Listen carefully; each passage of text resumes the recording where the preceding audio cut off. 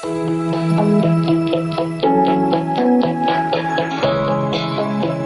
folks, it's your friend Bernie here, and this week's episode of the Swashbuckling Co-working Values podcast is an interview with Lucy, the inclusive co-worker. And you would be forgiven for thinking that Lucy is a marketer. She's actually what I would call a fantastic writer. She's like an iceberg, and I hope this analogy works. So she takes incredibly complex conversations and intersectionalities around inclusion, diversity, equity, accessibility, and sustainability, and writes them in a very clear fashion for people like me to understand. So there's a lot of this stuff that's like vital to the co-working and co-living industry, and she has got her pulse on the zeitgeist of where we could go, where we've been, and where it is right now. You can find her work on the London Coworking Assembly website, with Caleb at Brave Corporation, Salto, All Work, Nexodus, and there's probably a few places I've missed off there. Lucy also co-creates Communities the Key podcast with us here on this podcast with Christian from Salto. And what prompted our conversation today is Lucy's again on the panel for our Co-working Assembly event at the Workspace Design Show, which is at the end of February in 2024. And that panel is Accessible Workspaces, Inclusivity, Language, and the Future of Co-working. And she's on that with Janine and Dom, and you'll find podcasts about them or with them also here on the Co-working Values podcast. And that whole panel is led by David, the founder of Nook, who's a never-ending source of information about neurodiversity in the workplace. And finally, Lucy does guest appearances at the Creative Write Club, which is a writing group that we've been running for years in London co-working spaces. And that's at Town Square, Islington, which is the co-working space that she's a member of by Old Street Roundabout. It's in that white collar factory building if you're in London and you know that. Finally, I want to draw attention to everything I just said is in the show notes in the episode, and we're also going to put a GIF there, like an animated GIF from Rayan, which is our co-creator, and it shows how to. It's to do with accessibility, and it plays out how you can use the Rayan app to rearrange a room in a co-living space so it's the flow of the room works for someone who's a wheelchair user. And Rayan is an online app, so if you use things like Canva or Miro or even like the whiteboard in Zoom, it's a no software app that works online where you can design your co-working space, your co-living space. Something I would definitely use it for before, because I'm a bit not well thought out. I would have just moved the furniture around in a co-working space I was in to see if I could get an extra desk in there. Now I would use the Rayan app to get all the measurements and the floor plan and everything in there, upload it, and then rearrange it to see how best I could fit a desk in, and then if I could fit 2 extra desks in and increase my revenue for my co-working space. So link in the show notes to all of that. Thank you for your time and attention, and let's get into the show with Lucy.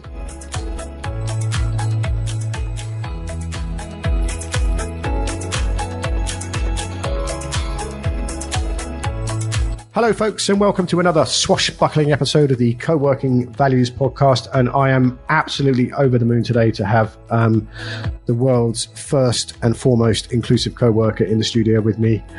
Lucy, what are you known for, and what would you like to be known for? Well, I think you just mentioned it, actually. The inclusive co-worker is... You know, I blew my opening, didn't I? Well, you did give it away straight away. So, yeah, it's the inclusive co-worker is what I would like to be. Yeah, that's pretty much what I'd like to be. I don't really know what to say. And what? Oh, I know. And I think you're known for, just while you recover, you are known for writing a because I know you'll never say this out loud for yourself. Like, you're known for writing a lot of on point, clear words about co-working on the industry. Yeah, I mean. That's what I like to. I mean, I like to write about the industry, and the inclusivity point is the sort of main theme that I like to run through it. Definitely. So, where did you first get into this? Where did inclusion and the whole concept and atmosphere and environment of that topic become important for you? Where in the world were you? That is a good question. I was actually just reflecting on that earlier on when I was kind of planning to speak to you, Bernie, I was like, oh, how did this all start? And the kind of topic of inclusion and where I started to kind of become more aware, or was made more aware of it, was when I was living in Scotland in 2019, and I started working with a City Deal project, and one of their kind of government funded projects was an intergenerational village in Stirling area. And this project was like based on some of the research that they've done around people with dementia, because there's like a dementia centre at Stirling University. And they found that there's like a really big link between dementia and design, and like how somebody who has dementia like kind of navigates through spaces. And like, for example, people with dementia, they have like a reduced kind of like they have like a sensitivity to light, so they need like a lot of daylight, a lot of natural lighting coming into a space. And it's really important when you design spaces with people who have dementia in mind. So that's maybe thinking about like an older generation, for example, that that space has lots of daylight and natural lighting coming into it. So that was kind of like the first time that I was sort of made aware of there was like a link between, say, like design, for example, and then and sort of inclusivity and things like that. And then through this project, I went and studied a master's in interior design, and my whole kind of proposal and project was all around this idea of like intergenerational living and like how do we make spaces more inclusive. It kind of got bigger than just thinking about people with dementia, because I started like thinking about how I identify in this as well. I think my tutor was like, as a woman, like what's your take on it? And I started kind of thinking about that a bit deeper and reading about it a bit more, and finding that like the world isn't necessarily made for women. And I know there's a book that we've both mentioned, which is the Invisible Women book by Oh yeah. All right, I thought we were going to say Feminist City. I still haven't read that yet. That's one of your recommendations. It's the Invisible Women by, I've got it up here because I've got like a little book list that I put in your one as well. Invisible Women, Exposing Data Bias in a World Designed for Men by Caroline Criado Perez. And it just exposes so much around how, spaces aren't necessarily designed for women. That was a real eye-opener in terms of like research. I also looked at, there's another book which is called Ground Control, which exposes like the displacement of communities for like spaces that have been gentrified. So there's a lot of like literature around this, but it's kind of, you've got to like kind of dig for it and kind of like know about it, which I didn't know about at all until until like the last few years. So that's kind of like my first foray into this whole inclusivity topic, let's say, linked with design initially. And then basically like when I was doing my master's, pandemic happened, and couldn't really continue doing like interiors anymore. So I went back to like the marketing side, met our dear friend Kate McInally from CoLive, and we love Kate, and started kind of, and then started working in co-living. And then it's kind of just since coming to London and her introducing me to you, Bernie, that I've sort of got more involved in co-working. And as I've been into co-working spaces, in conversations, especially the London co-working conversations, there's a lot of dialogue around inclusivity. I think you're one of the main communities that kind of talks about it.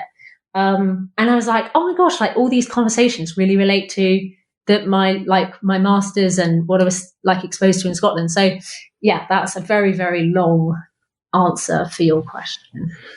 That was an in-depth answer. I want to ask you, it was a great, it's exactly what I wanted.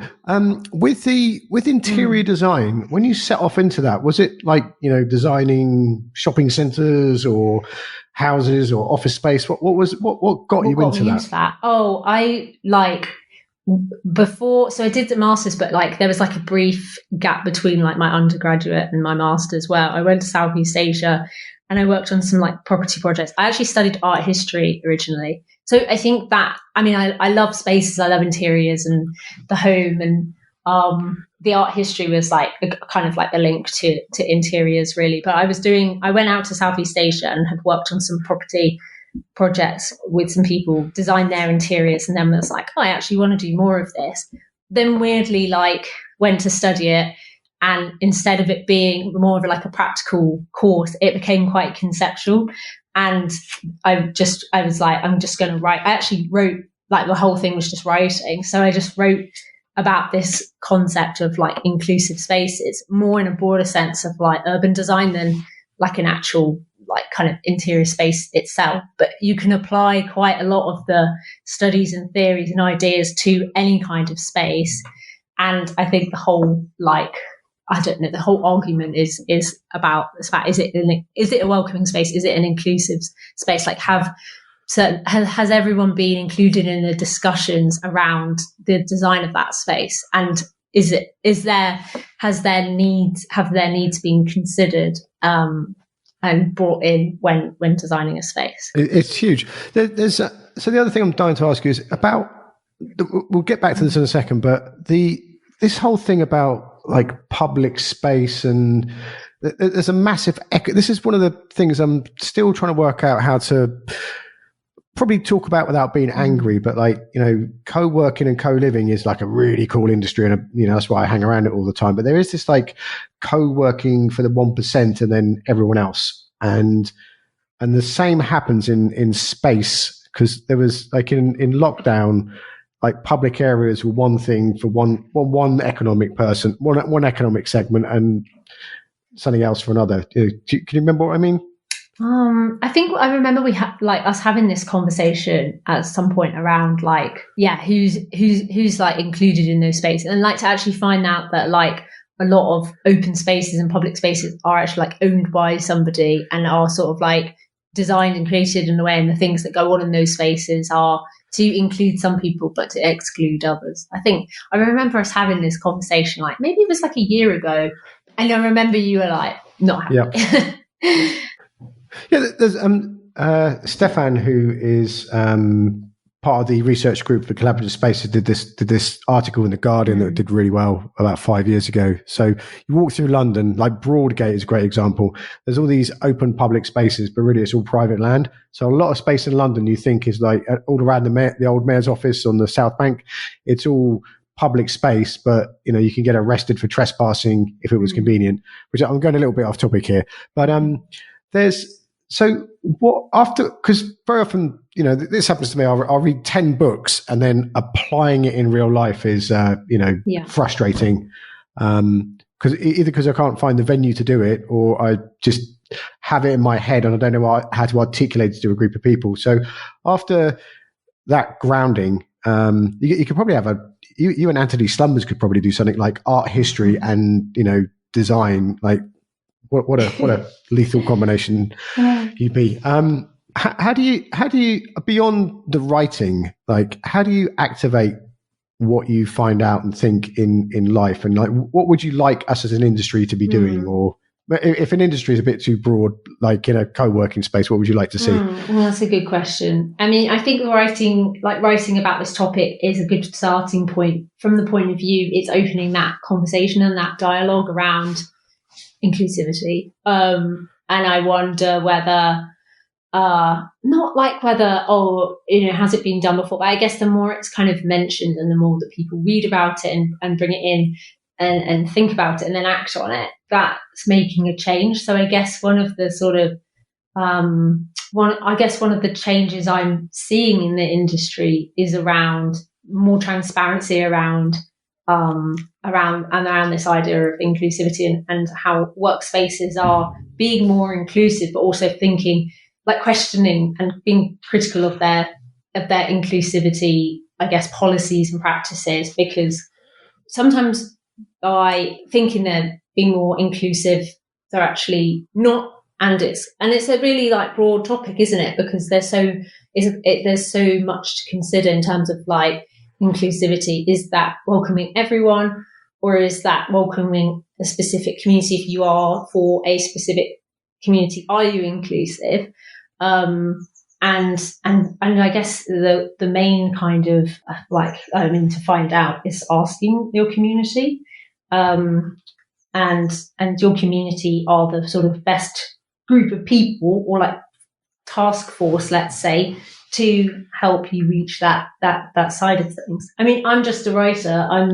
I'm kind of interested to see what people's kind of take on inclusivity is, what people's take on workspace design is, and how, and also like the community element as well, because I think inclusivity and community come hand in hand. Like, how do you build that community? How do you bring people together? And it's interesting to kind of explore that through either, like, I mean, I'm a massive like LinkedIn user, so I've taken a lot through writing and LinkedIn and whatever content's out there. But I know there's so many spaces and people who are doing things kind of quietly without showing for it. And I think that's like, yeah, that's an interesting part of it as well. So I'm going to say make it safe, so make it, like I'm not a burden, and other people just, I don't think they're being nasty, but they just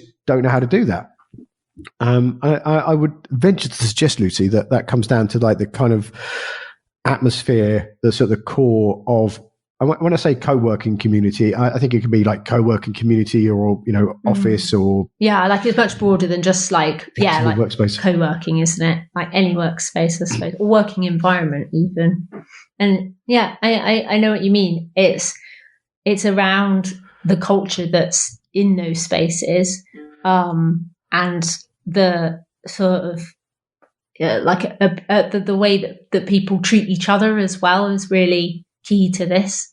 So, I mean, like in co-working, we obviously have like the role of the community manager, for instance, and community managers are really great to kind of put those policies in place. Although, I mean, it's kind of like, you want to, and also like accepting people for who they are and how they fit in the community. I mean, I should imagine that most workspaces are like accepting of people, and like it's genuinely down to being like a kind of aware person and a good person in terms of like how you treat other people.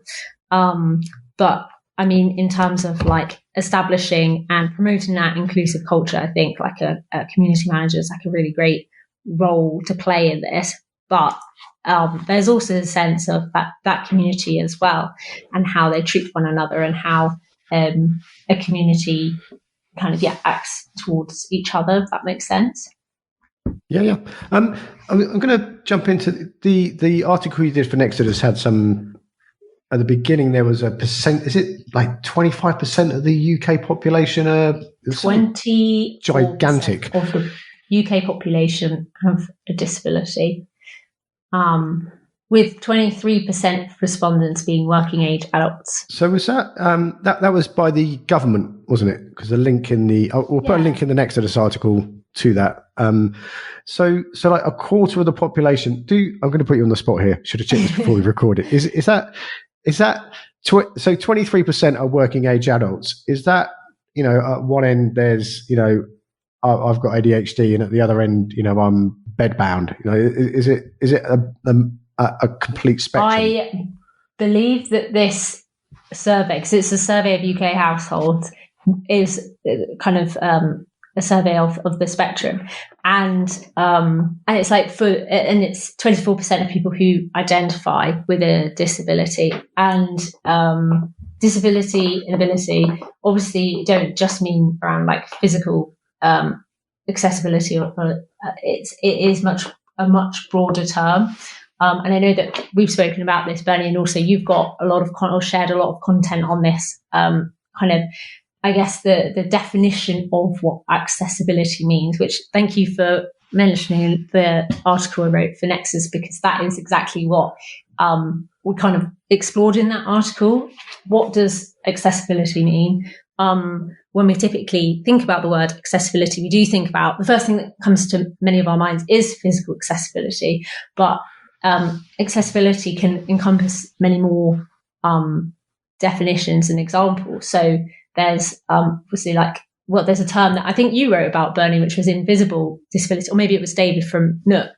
Invisible disabilities, which can include like vision loss, hearing impairments, learning disabilities. There's also something that's known as situational disability, which is how accessibility can be considered from a permanent point of view and also a temporary point of view. That's a quote from Ivan Poussier.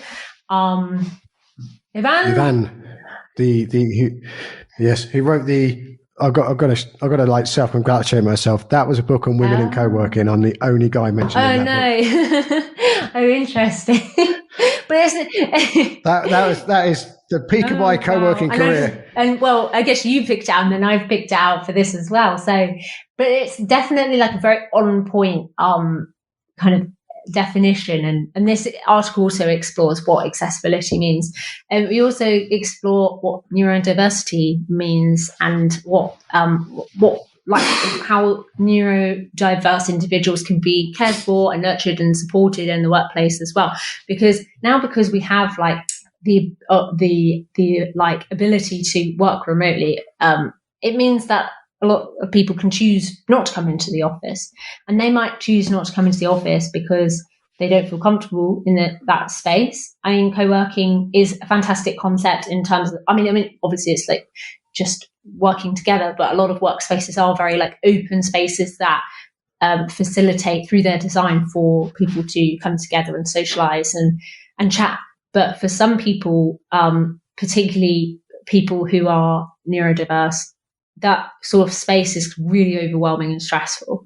And and 15% of the UK population identify as neurodivergent.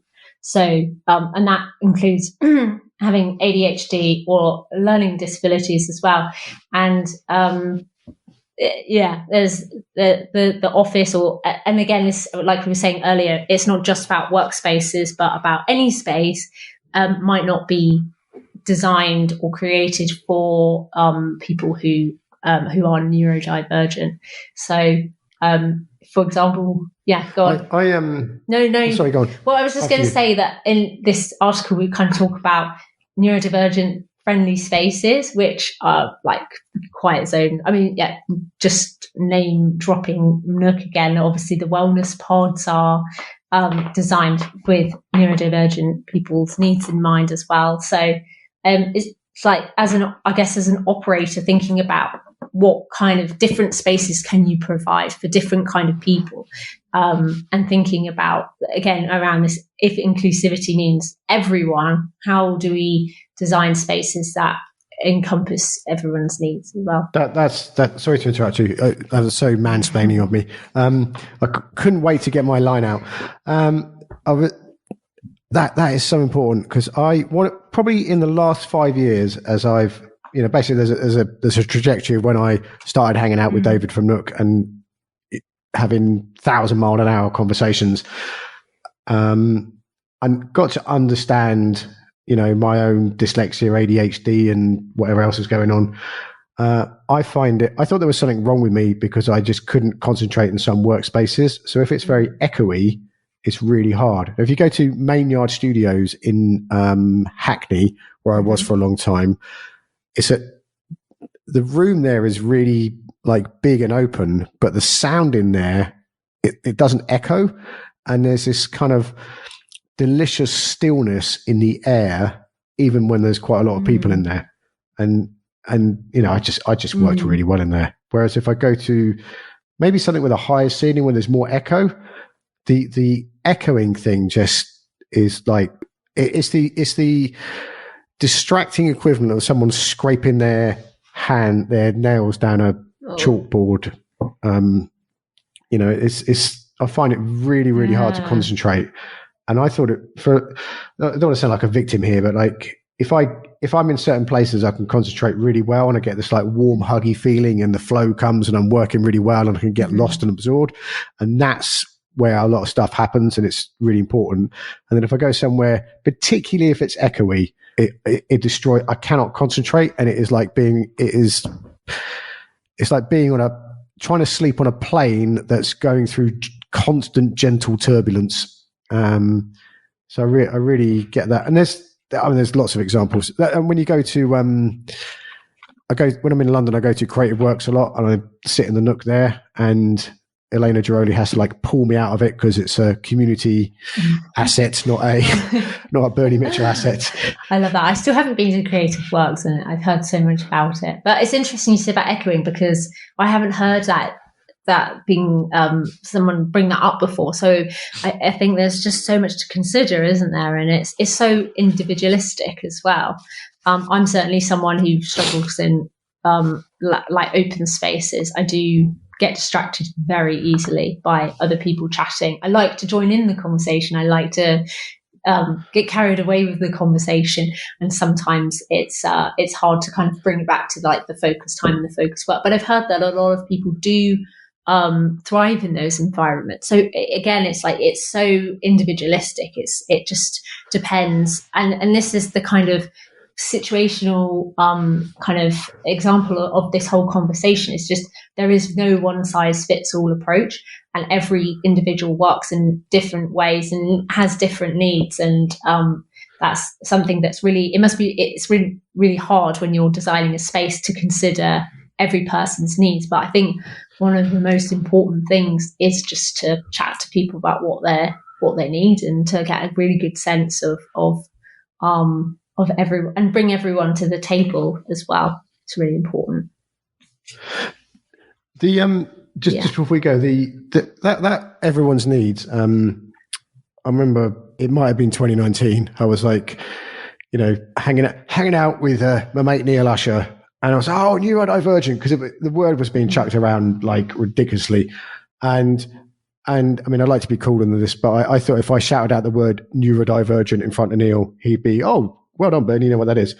And he made the point, and it was a really good explanation. It's like, if someone's really neurodivergent, they probably won't even leave their house. It's like trying to accommodate for trying too hard to accommodate for too many people is unrealistic. It's impossible, isn't it? Because it's miscommunicated. Yeah, and that's what I find that that word inclusivity can be quite challenging, because I totally appreciate it's like it's inclusivity. Include means to include everyone, but it is impossible to include every single person and every single person's needs. I do think that a lot of workspaces have a sort of that community in mind that they're catering for, and that's really important to kind of understand what their needs are. And I think that's like a really good starting point as well. I don't know, do you have another opinion on that? Well, I'm glad you asked.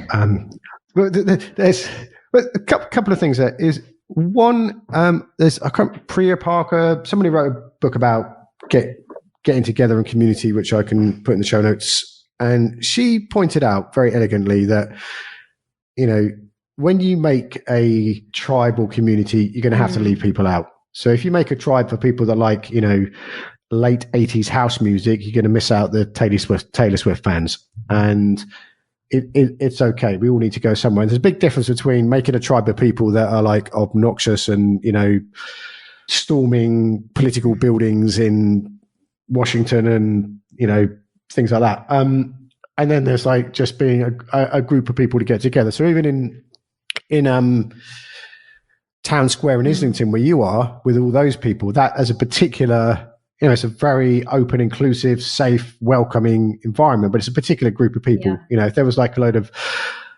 craft beer drinking, pizza swilling tech bros in there, they get on okay, but they probably would feel like they need to temper their behaviour. It wouldn't be a space for me. And the other thing is, no, narrowly missed being that. And the other thing is, you have to, as someone who finds it hard to concentrate in certain places, you have to take responsibility for the environment you need to be. So I know I just cannot help chatting to people, so I stick my headphones in when I know I have to get on with something. So when I come and see you folks there, I it's so easy to sit around that table with you and Sangeeta and Anna and start chatting. And even if I sit down and work, you will say something and you won't distract me. I will get distracted by what you're saying, not that you've done something to distract me, which is very different. So, I should go and sit in a corner and organize my work environment, not say, well, Anna, it doesn't really work for me in here because you people keep talking, I hope that came out right. It does. And okay? I think that's another aspect of co-working in terms of like actually going to the workspace. Like I do go to Town Square to socialize as well. So I'm not going there just to like have like a full like 8-hour day of like, plugging myself in. I love the conversations that happen at Town Square and I really enjoy being part of that, albeit I get too involved in that, which I see I'm exactly the same as you, Bernie, whereas like when someone starts talking about something I really want to join in, I'm like, right, unplug, I'm joining in that conversation and we have a nice chat. But I think that's where like that is what attracts people to co-working. It is those spontaneous conversations that happen and those chats as well. You don't get those when you're working from home. I like to work from home as well for the sort of like head down stuff, like the creative things that happen. But I like to go into the workspace to hang out with people. And I think something you said earlier around this like tribe concept as well. Like my tribe, if you like, at Town Square are the freelancers. Like we have a shared experience and we're a shared set of experiences really, because we're all working alone and working for ourselves and working towards a certain goal that obviously differs across the group, but we're actually like have very similar challenges. A lot of us are content creators.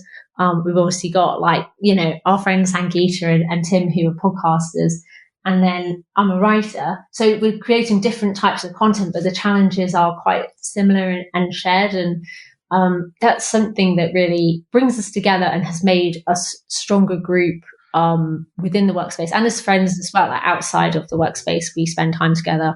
It's really, really special. And I think I've really found my community and sense of belonging in that sense. So I think like we sort of spoke about the design side of things at the start of this conversation. Now it's like, it's more about the people. And I think the people are possibly the most important thing. And there's something that I sort of explored through my work when I was writing my master's, but also I was reflecting on this week as well, because I wrote a post about coming into the workspace when I didn't have to.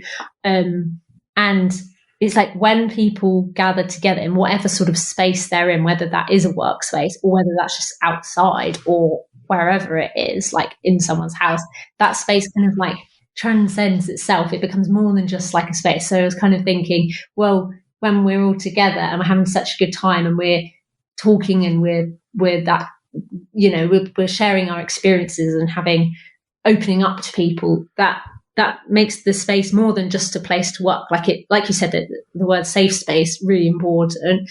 We feel safe I feel safe in that space. I can't speak for everyone, but I feel safe in that space. And I feel like it is more than a workplace for me. It's something so much more than that. I can't even like put into words what it means to me, but it means something so much greater than just a workplace. It really does. And I wonder if in other spaces, and I'm sure that this is the case, that other people feel that way when they've sort of met their community, met their group as well. I've had that feeling with different groups of people over the years in different spaces, and I was just like listening to that, and I know what you mean, and I'm sure many people listening to this will know that too. That was really cool, Lucy. Thank you. Where can we find you online? Can we just put Lucy McInally into Google and you'll show up? You can, but only if you know how to spell it. My surname is very difficult to spell. So it's Lucy McInally, McInally. Come and find me at my website. My LinkedIn is normally where I put out content and thoughts and writing, and you can find me there as well. There's we'll link to that in the show notes, and I'm not going to list them all, but Lucy writes all over the industry on stuff. It's more than stuff, isn't it? Stuff to do with co-working stuff. Co-working community, inclusive. And we work together. If you're listening to this, you'll listen to the Salto podcast as well, which we do with Chris from Salto, and she's the engine room on that. When I go off in a direction that's not appropriate, she brings me back. So I'm very grateful for that, and I just love the way you conduct yourself in the industry. You're really, really valuable, and I really appreciate you too, Bernie. You've done so much for me and my ability to connect in the co-working industry as well. So I'm very appreciative of everything you've done. You're very welcome. So, ladies and gentlemen, if you go to your nearest search engine and type in London Co-working Assembly, European Co-working Assembly, or Co-working Values Podcast, which is this podcast here, you can sign up for our email lists and find out what's going on in terms of events and initiatives. The Co-working Assembly is part of a series of projects dotted all around Europe, and too many to list here, but they range from co-working, co-living, inclusivity, which we talked a lot about here. There's the co-working idea handbook, which is just about to be published and probably is by the time you hear this. And also there's our refugee project and the Co-working Values podcast and European Co-working Day. I'm going to stop there because I've run out of words. Thank you very much. Be careful out there. It is a jungle.